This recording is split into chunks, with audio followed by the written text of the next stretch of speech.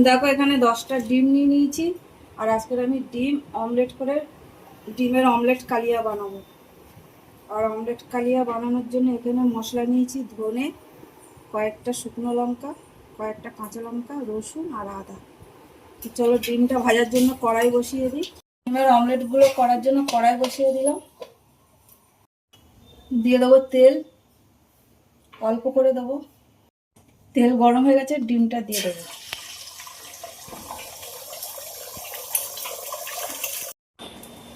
ডিমের অমলেটগুলো সব ভাজা হয়ে গেছে, এবার উঠিয়ে নেবো। নিয়েছি ভালো করে, দিয়ে দেবো তেল। তেল গরম হয়ে গেছে, ফোড়নে দেবো 2টা তেজপাতা,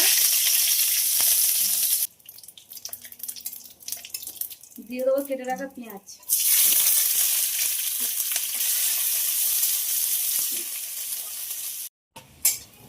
পেঁয়াজ ভাজা হয়ে গেছে, এবার দিয়ে দেবো কেটে রাখা টমেটো,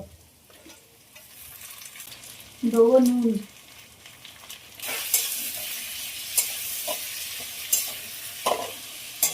টমেটো একদম গলে গেছে, বেটে রাখা মশলাটা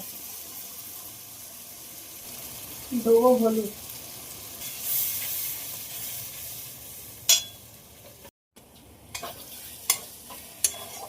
মশলা খুব ভালোভাবে ভাজা হয়ে গেছে, দিয়ে দেবো গরম জল।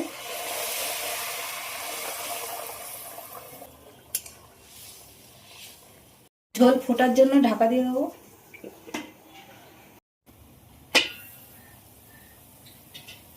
ঝোলটা খুব ভালোভাবে ফুটে গেছে, এবার দিয়ে দেবো ভেজে রাখা অমলেটগুলো, দিয়ে দেবো ওপর থেকে কটা কাঁচা লঙ্কা, ফোটার জন্য ঢাকা দিয়ে দেবো। একদম হয়ে গেছে, এবার দিয়ে দেবো কেটে রাখা ধনে পাতা, আর একটু ঢাকা দিয়ে দেবো, তারপর নামিয়ে নেব। দেখো আমার অমলেট কালিয়া কিন্তু একদম হয়ে গেছে। আর আমার ভিডিওটা যদি তোমাদের যদি ভালো লাগে, লাইক করো, কমেন্ট করো, শেয়ার করো। আর তোমরা সবাই ভালো থাকবে। টাটা।